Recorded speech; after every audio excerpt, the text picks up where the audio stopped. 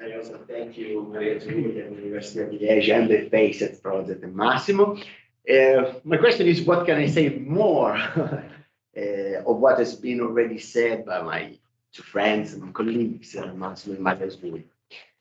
So maybe I would say the idea that this Congress wants somehow to start a new way of thinking and working on these topics, and wants to do it not only in an open, interdisciplinary way without, as Massimo used to say, a division of school, chapels, or types of semiotics, but I would add, maybe more importantly, for at least for my sensibility, wants to do it with young scholars. So this is my point. So I think that renovation always passes through our younger colleagues and scholars.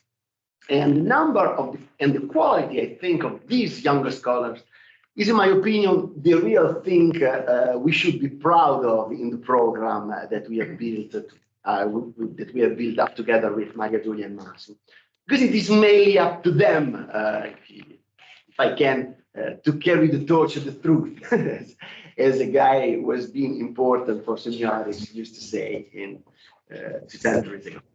So I want to add to all the things Maria Giulia and Massimo said about us, a small remark on our pupils, in some way, on our students, on the ones we share together. Enzo D'Armenio, for instance, with Maria Giulia, and Gianmarco Giuliana with Massimo, both are going to give a talk during these days.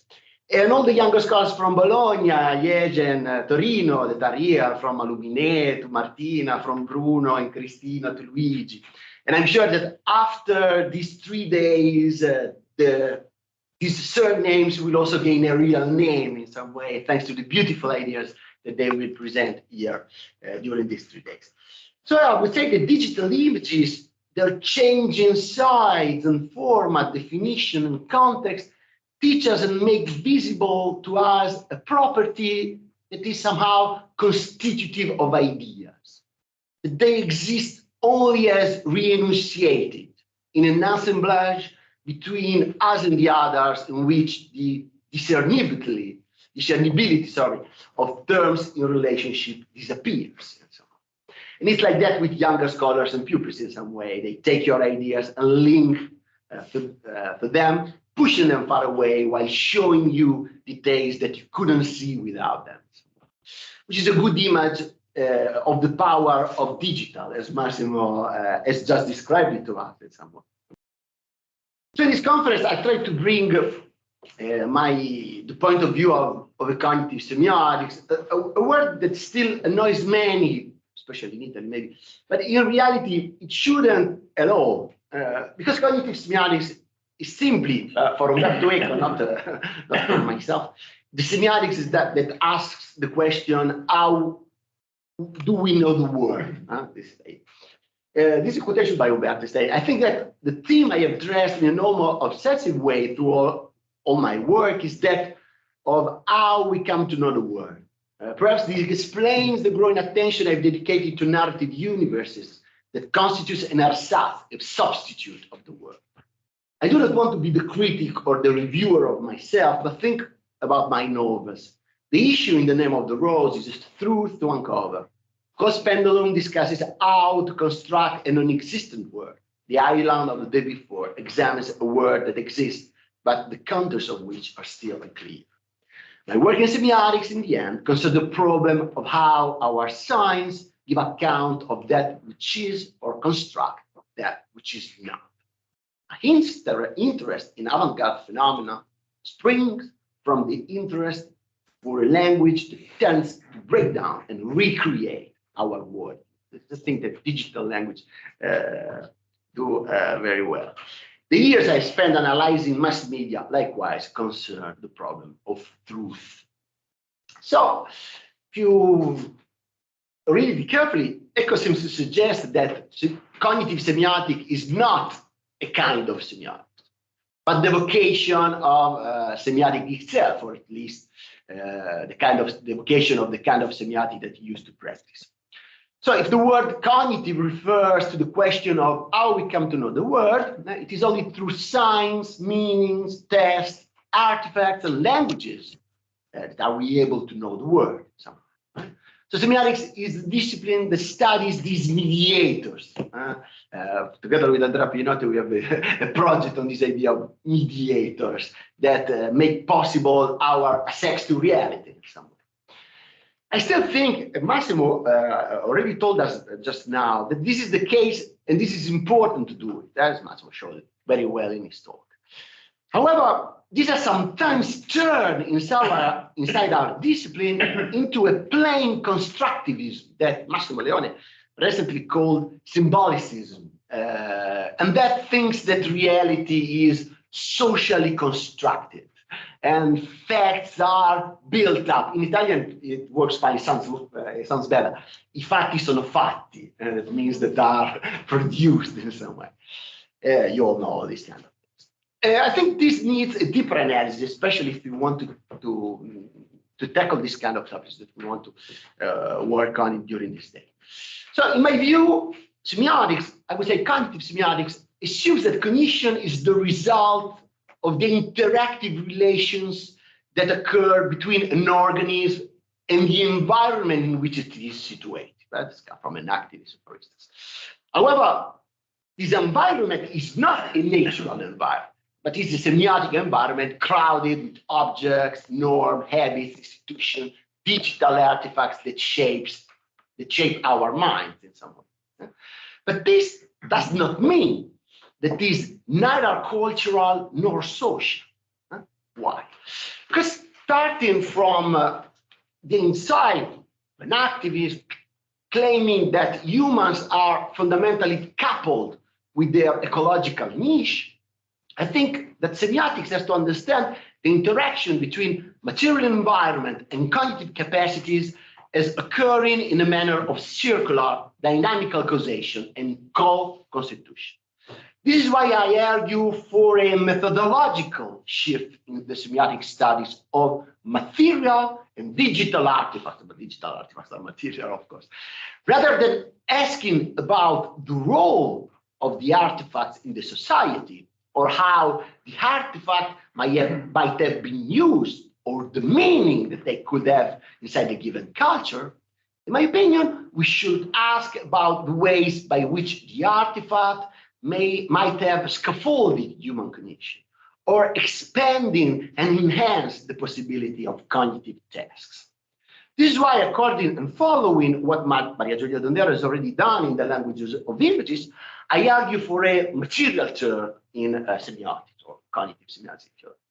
So text, languages, and semiotic systems scaffold the way humans come to know the world and represent the background of our perception of the environment. And faces are a very good example about this. This is an Italian discovery, which is, I think, one of the best example of groundbreaking science. You know that typical newborns of several vertebrate species, including humans, come into the world equipped with a more predisposition to preferentially attend to relevant social cues, such as faces, direct eye gaze, and biological motion patterns. However, newborns do not manifest at birth any visual preference for a human face if compared to a scrambled face with more elements in the upper part. And they prefer the crowded upper part. These experiments have shown that these two images to newborns after 5 minutes and after 3 months. Their preference changed between a general preference for an image with more elements in the upper part, so the second pictures, two faces. So it changed in the first 3 months of life. So this general preference for some structural and meteorological properties that faces share with other visual stimuli changes over development and becomes tuned to human faces due to the extensive and repeated experience with this kind of element provided by the environment within the very first month of life. Since they experience the contact with human faces, they change a little bit their preference. This results in the development of expertise, the idea that we are generally better at discriminating between stimuli we have already experienced. We share this perceptual narrowing phenomena also with primates. So I would say that cognitive specialization is an activity-dependent and an experience-dependent process. So brains take the shapes of our experience in some way.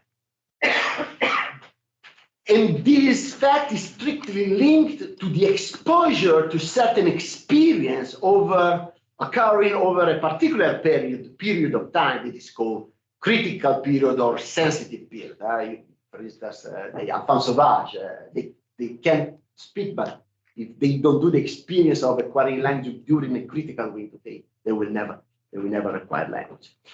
But this has nothing to do neither with the idea that we see what our culture leads us to see, that is a common topic with Señor, nor with the idea that reality, even perceptual reality, is socially constructed. This intertwining between cognition and the environment in which material culture scaffolds cognition and perception is what I claim to be a material journalism reality. We will discover in the future what our digital environments and the interaction with tablets and mounted displays are doing to our perception and to our cognition. But in order to understand better this intertwining between cognition and material culture, and the reason why, in my opinion, reality is not socially constructed, this is the wrong way of putting things. I want to just let me work a bit on the idea of truth. You remember Berteco used to tell us that semiotics has something to do with the idea of truth.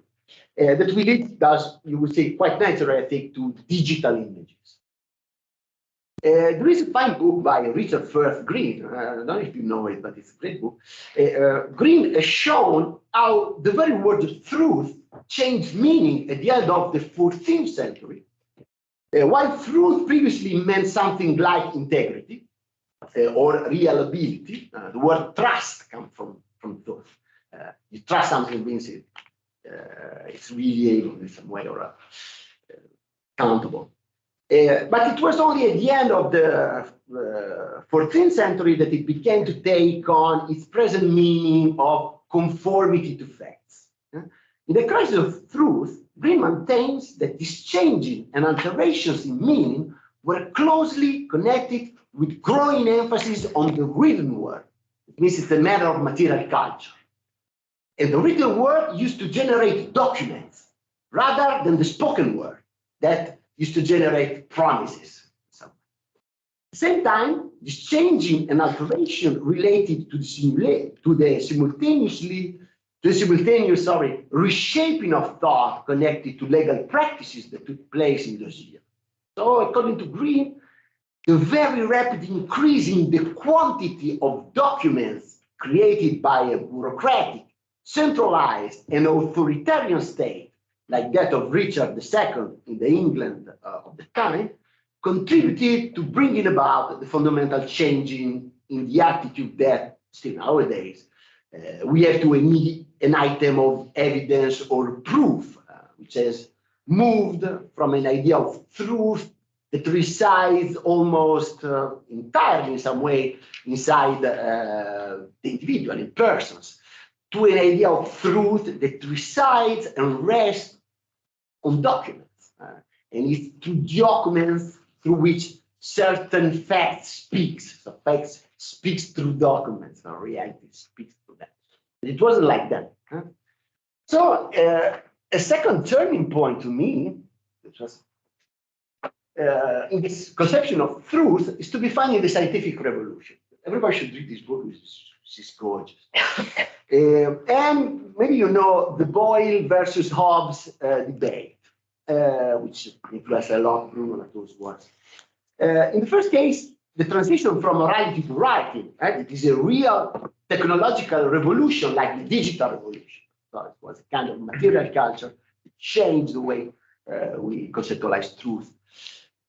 So in the first case, the meaning of truth was made an idea, turned from an idea of integrity and reliability to this idea of conformity to facts mediated by documents. Now truth moves from conformity to facts through documents, through the production of reality through machines. This is the main point. The reality is product through machines. While before people produce documents, now reality is produced. It's really produced, but reality is not produced by us, nor by one of our particular subgroups called scientists. It is machines that produce reality. Truth, the scientific truth, is not based on the production of documents by means of men's days, writing, but on the production of what is real by means of machines. In order to understand the digital world we live in nowadays, Chapin and Schaffer's extraordinary book on the debate between Boyle and Hobbes is a must read. Something momentous happened with Boyle that is fundamental for grasping present-day reality. In fact, to put order in the debate between fullists and emptists that followed Torricelli's discovery, those were the years in which the ether used to be believed. And in order to do so, Boyle did not say a word. He did not even write a scientific treatise. What he was doing was producing a machine that enclosed a Torricelli cube in the inverted glass casing of a pump and made a vacuum with a crack. Later, he suffocated small animals and snuffed out lots of candles inside this machine. Then, with this pump, it was a machine, he went to the king. You remember, the king was the one who used to produce documents. With the king, Boyle found Hobbes, that was a supporter of the ether, and one who had already sent the king a war rage of admonition in the form of letters and other documents. Hobbes was a producer of documents, while Boyle was a producer of machines, which is huge difference. What Hobbes did not like about Boyle was his appeal to the doxa, to get the support of his peers. Boyle did not rely on logic, he did not rely on mathematics or rhetoric, but on the concept that anyone could use his machine, and whoever used it would produce reality, the very same reality as that produced by nature. A kind of Spinoza's Ordet connexio rerum idem est ac ordet connexio idearum is at work behind Boyle's pump. On the contrary, Hobbes, who believed in the ether, which was contradicted by Boyle's machine that produces vacuum, said that we cannot delegate the production of the accepted version of reality to the people, because people must delegate their power to the king and to the institution. And when the king speaks and produces documents, it will be the people that speaks and produces. But Boyle replied that his machine produced the vacuum, produced a reality without passing through any document, any expertise, or through any other delegation. The only mediation needed is machinic. Take whoever you want from among the people, give him Boyle's machine, and he will produce the vacuum. And Boyle had a technician with a crank that produces the vacuum using a kitchen feather as a sensor. So imagine this guy in front of the king with this kitchen feather as a sensor that used to produce the vacuum, while Hobbes used to say, yeah, you cannot do that. Through Boyle's pump, we assist by means of the mediation through the machine to the splitting between science and politics, between science and humanities in some way. Latour used to say that. Which is this kind of split? That science produces reality, and therefore knowledge by means of the machinic production of reality. While politics and humanities produces documents, and therefore knowledge by means of a delegation to experts, to their narration and their meanings. So in my view, the only acceptable sense of Bachelard's by now famous slogan that i fatti sono fatti, that are produced, meaning that they are constructed, is that facts are produced through machines, Machines are made from machines, like many others. When, on the other hand, we say that facts are constructed socially, that reality is socially constructed, we are exporting a principle of science to other cultural domains that work in a very different way. It is now almost a commonplace that humanities to claim that facts are socially constructed, that this must not be taken for granted at all, since it looks like an exportation of a principle born to say the opposite. Science produces knowledge through the production of reality, which is machine, while humanity and politics produce reality through the production of text and documents. Science reaches knowledge moving from the production of reality, while politics, this is Latour quotation and information, produce knowledge moving from the production of text and documents. So science uses machinic perception, laboratories and environments, while politics, media, and information use social tissue. People in the world of information of culture will say that facts are built through media in order to explain knowledge in the world of information and communication, are using the science model, which is a mistake in my opinion, because scientific knowledge comes through the production of reality by means of machines, and not by means of text and documents, meanings, narration, and points of view. In my opinion, this mistake has become very clear during the last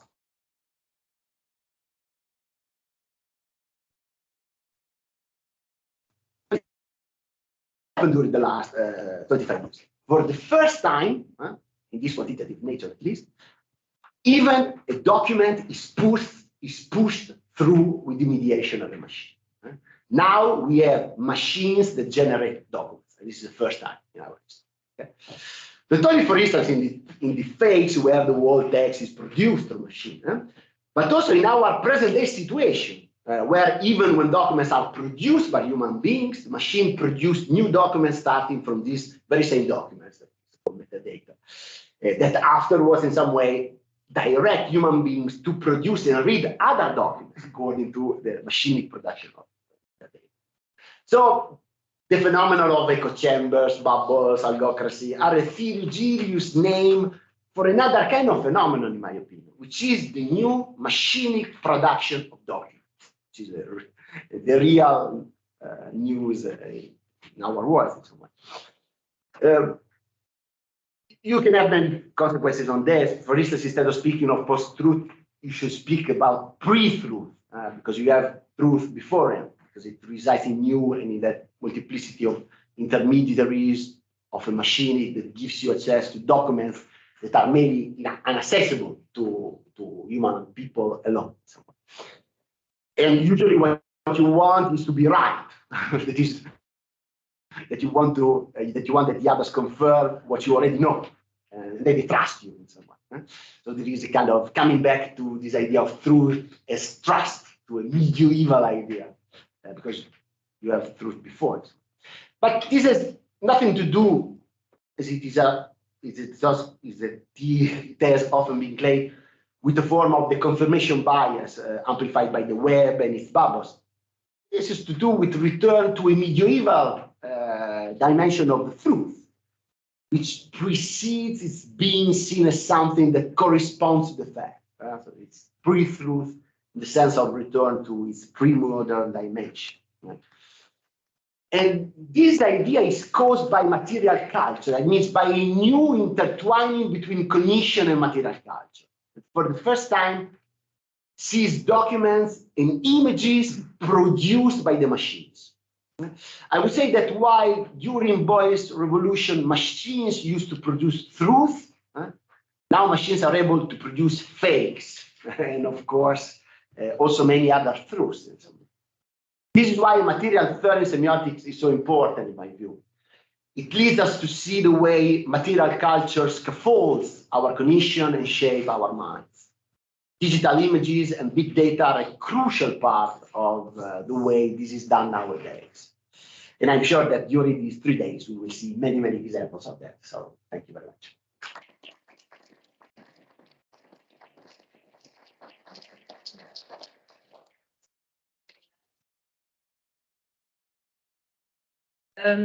I don't know if a discussion is not Allowed.